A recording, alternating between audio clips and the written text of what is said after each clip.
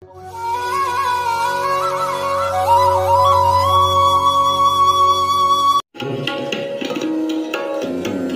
शक्ति हमें देना दाता, मन का विश्वास कमजोर होना।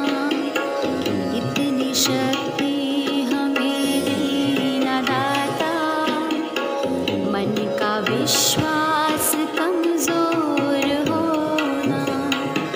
हम चले नेक रास्ते पे, हमसे भूल कर भी कोई भूल होना। इतनी शक्ति हमें देना दाता, मन का विश्वास कमजोर होना।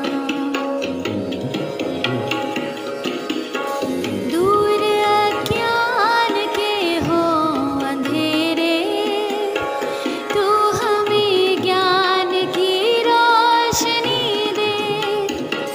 हर बुराई से बचते रहे हम, जितनी भी दे भली जिंदगी दे। बैर होना किसी का किसी से, भावना मन में बदले की होना। हम चले नेक रास्ते पे, हमसे भूल कर भी कोई भूल होना। इतनी शक्ति हमें देना दाता, मन का विश्वास कमजोर होना।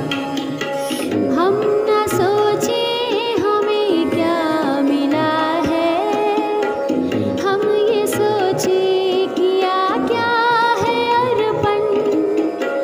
फूल खुशियों के बांटे सभी को, सबका जीवन भी बन जाए मधुबन। अपनी करुणा का जल तू बहा के, कर दे पावन हर एक मन का कोना। हम चले नेक रास्ते पे, हमसे भूल कर भी कोई भूल होना। इतनी शक्ति हमें देना दाता, मन का विश्वास कमजोर होना। नमस्कार, प्रस्तुत है आज का विचार। आज के विचार में ज्ञान का निवेश सर्वोत्तम भुगतान करता है। An investment in knowledge page the best interest, Benjamin Franklin. अर्थात ज्ञान को हम जितना ज्यादा बांटते हैं वह उतना ही अधिक बढ़ता है। धन्यवाद। Good morning everyone. Today's word is jingle. आइए स्पेलिंग देखते हैं। JINGLE, jingle. जिंगल का अर्थ होता है टनटनाहट या खनक, जैसे कि सिक्कों की या घंटे की आवाज़। और दूसरा अर्थ होता है छोटा मधुर गाना। आइए वाक्य में प्रयोग देखते हैं। The coins jingled in her pocket as she walked along. जब वह चल रही थी तो पॉकेट में से सिक्कों की खनक की आवाज़ आ रही थी। Second sentence, today we will sing a song jingle bells. आइए आज हम एक गाना गाएंगे, jingle bells. Jingle bells jingle bells jingle all the way. Christmas tree पर सजी जिंगल बेल्स तो आप सभी ने देखी होंगी। धन्यवाद। सवेरे की नमस्ते। आज की पहेली है, ऐसी कौन सी जगह है जहाँ शहर, बिल्डिंग, दुकानें सब हैं लेकिन लोग नहीं हैं। ध्यान से सुनिए और बताइए, ऐसी कौन सी जगह है जहाँ शहर, बिल्डिंग, दुकानें सब हैं लेकिन लोग नहीं हैं। बताइए बताइए। उत्तर है मैप, मानचित्र। धन्यवाद। नमस्कार, आइए देखते हैं 25 दिसंबर को इतिहास के झरोखों से।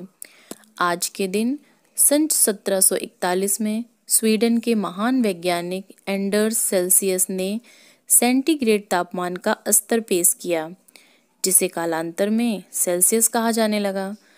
25 दिसंबर सन 1924 में देश के 10वें प्रधानमंत्री, हिंदी के महान कवि, पत्रकार, प्रखर वक्ता, भारतीय जनसंघ के संस्थापकों में से एक, भारत रत्न श्री अटल बिहारी वाजपेयी जी का मध्य प्रदेश के ग्वालियर में जन्म हुआ।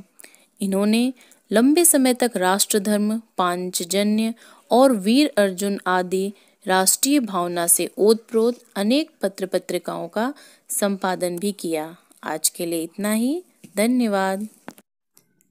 आज के विशेष में बच्चों हम जानेंगे श्री अटल बिहारी वाजपेयी जी के बारे में। श्री वाजपेयी जी का जन्म 25 दिसंबर 1924 को मध्य प्रदेश के ग्वालियर में रहने वाले एक विनम्र स्कूल शिक्षक के परिवार में हुआ। वे दशकों तक एक ऐसे नेता के रूप में उभरे जो विश्व के प्रति उदारवादी सोच और लोकतांत्रिक आदर्शों के प्रति प्रतिबद्धता को महत्व देते थे। भारत के प्रधानमंत्री, विदेश मंत्री, संसद की विभिन्न स्थायी समितियों के अध्यक्ष और विपक्ष के नेता के रूप में उन्होंने आज़ादी के बाद भारत की घरेलू और विदेश नीति को आकार देने में एक सक्रिय भूमिका निभाई। 2015 में उन्हें भारत का सर्वोच्च नागरिक सम्मान भारत रत्न से भी सम्मानित किया गया।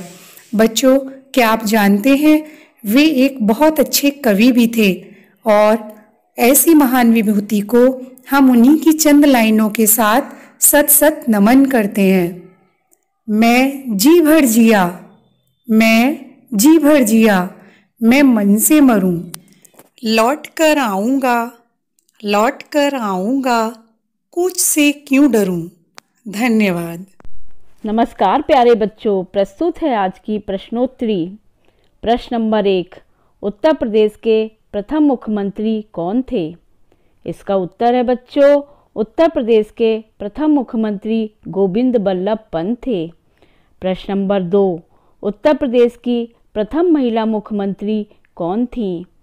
इसका उत्तर है बच्चों, उत्तर प्रदेश की प्रथम महिला मुख्यमंत्री सुचेता कृपलानी थी। प्रश्न नंबर 3, उत्तर प्रदेश की प्रथम राज्यपाल कौन थी? इसका उत्तर है, उत्तर प्रदेश की प्रथम राज्यपाल सरोजनी नायडू थी। प्रश्न नंबर 4, उत्तर प्रदेश का प्रथम विश्वविद्यालय का नाम क्या है? इसका उत्तर है बच्चों, उत्तर प्रदेश के प्रथम विश्वविद्यालय का नाम इलाहाबाद विश्वविद्यालय है। धन्यवाद। गुड मॉर्निंग बच्चों, आज हम आपके लिए लेके आए हैं एक बहुत ही सुंदर सा बाल गीत जिसका शीर्षक है पढ़ने की अभिलाषा। मन में थी जो अभिलाषा, अब पूर्ण हुई वो आशा। मैं भी अब पढ़ने जाऊंगी, अधिकार सभी वो पाऊंगी। जो शिक्षा बिना अधूरे थे, अरमान न कोई पूरे थे। शिक्षा का दीप जलाएंगे, साक्षरता का परचम लहराएंगे। अंगूठा न होगा स्वीकार हमें, हस्ताक्षर से होगा प्यार हमें। जन जन को यह बतलाएंगे, भारत को साक्षर देश बनाएंगे। न पुस्तक से घबराएंगे, बस आगे ही बढ़ते जाएंगे। Thank you. Good morning students, आज की कहानी का शीर्षक है सांता और क्रिसमस की कहानी। संत निकोलस के जीवन की कई सारी कहानियां ऐसी हैं जो बेहद चर्चित हैं, जिनमें उन्होंने जरूरतमंद लोगों की मदद करके उन्हें रातों रात मालदार कर दिया। एक ऐसी ही मशहूर कहानी एक गरीब व्यक्ति की है जिसकी 3 बेटियां थीं। वह व्यक्ति इतना ज्यादा गरीब था कि उसने अपनी बेटियों को 2 वक्त का भोजन भी देने में समर्थ नहीं हो पा रहा था। ऐसे में वह उनकी शादियों के लिए चिंतित था और उनकी शादी कैसे कर पाता। उसके पास तो खाने के लिए पैसे भी नहीं थे। मजबूरन उसने अपनी बेटियों को नौकरी करने पर मजबूर कर दिया, परंतु बहुत मशक्कत के बाद भी उन्हें कोई नौकरी नहीं मिल रही थी। तब उसने अपनी बेटियों को व्यापार की ओर जाने का रास्ता दिखाया। जैसे ही ये बात संत निकोलस को पता चली तो उन्होंने आधी रात में जाकर उन लड़कियों के घर में उनकी जुराब के अंदर चुपचाप सोने के सिक्कों से भरी थैलियां रख दी। उसके बाद उनकी दरिद्रता ख़त्म हो गई और उन्होंने खुशी खुशी अपनी बेटियों की शादी भी की और उन्हें सुखी जीवन प्रदान किया। कहते हैं उस दिन की घटना के बाद से ही क्रिसमस की रात बच्चे इस उम्मीद से मुँह से बाहर लटका आते हैं कि सुबह उन्हें उनके मनपसंद के गिफ्ट मिलेंगे। फ्रांस में तो चिमनी पर लाल रंग के जूते लटकाए जाते हैं जिसमें सांता आकर गिफ्ट डालते हैं। ऐसी प्रथा वर्षों से चली आ रही है। सेंटा रेडियस पर चलते हैं, इसलिए फ्रांस के बच्चे तो रेडियस के लिए जूतों में गाजर भर कर रखते हैं। सांता क्लॉज के बच्चे इतने ज़्यादा दीवाने हैं कि उन्होंने क्रिसमस के दिन खत लिख कर भेजते हैं और बहुत सारे पते ऐसे हैं जहाँ पर संता के नाम खत भेजे भी जाते हैं, जिनमें से सबसे मुख्य पता फिनलैंड को कहा जाता है। कहा जाता है कि उनमें से बहुत सारे लोगों की विश पूरी भी होती है या फिर क्षमता द्वारा पूरी की जाती है। ओके बच्चों, थैंक यू। सुप्रभात, मैं प्रेम वर्मा। आज मोटिवेट योरसेल्फ का विषय है सृजनात्मकता से स्वावलंबन तक। पिछले साल नव वर्ष पर हमने अपने विद्यालय में अपने घर से पुराने कार्ड्स लाकर बच्चों की मदद से न्यू ईयर ग्रीटिंग कार्ड्स बनवाए। इसका पहला फायदा तो ये हुआ कि हमारे घर पर जो कार्ड्स वेस्ट जा रहे थे उनका इस्तेमाल हो गया।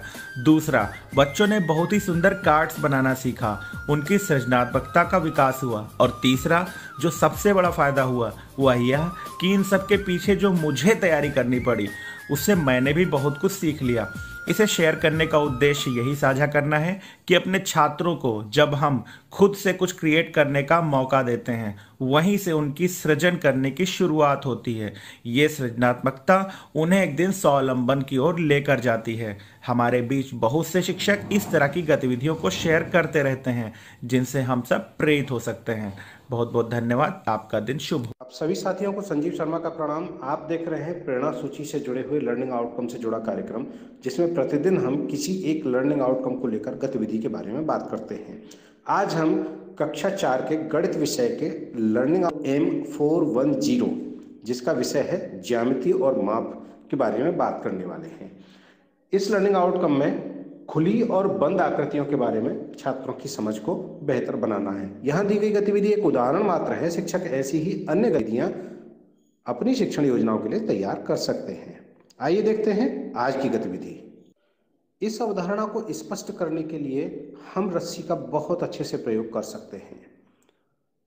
रस्सी के बारे में कुछ भी बताने से पहले छात्रों से प्रश्न करें, क्या किसी का घर ऐसी गली में है जिसमें से आगे कहीं नहीं जा सकते? और ऐसी गली में किसका घर है जिसमें से होकर हम कहीं भी जा सकते हैं? तो बच्चों, जिन गलियों को पार करके हम कहीं नहीं जा पाते हैं उन गलियों को हम बंद गली कहते हैं। अब आप इस रस्सी को ध्यान से देखें। मैं यहाँ कुछ आकृतियाँ बना रहा हूँ। आपको देखकर बताना है कौन सी आकृति खुली है और कौन सी बंद। ऐसा छात्रों के समक्ष कई बार दोहराएं। बंद और खुली आकृतियों की मूल अवधारणा स्पष्ट करने के लिए अलग अलग छात्रों को प्रेरित करें कि वे इस बारे में जवाब दें और अलग अलग ज्यामितीय आकृतियां आप उनको बनाकर दिखाएं। आप देखेंगे कि छात्र अब ज़्यादा और बेहतर तरीके से समझ पा रहे हैं और स्वयं भी कर पा रहे हैं। छात्रों को भी स्वयं करने का अवसर दें और जब इस गतिविधि को आप करा रहे होंगे तो छात्रों की बेहतर समझ इसके लेकर बन पाएगी। ध्यान रहे, छात्रों के साथ जो भी गतिविधि कराएं वो उसके अनुभवों से जुड़ी हुई हो और रोचकता से परिपूर्ण होनी चाहिए। जब आप ये गतिविधियां करा रहे हों तो इनमें आपकी सक्रिय भागीदारी उतनी ही आवश्यक है जितनी छात्रों की। तो कराते रहें इस प्रकार की गतिविधियां, हासिल करें प्रेरणा लक्ष्यों को। हम बनाएंगे प्रेरक प्रदेश उत्तर प्रदेश। जय हिंद, जय शिक्षा।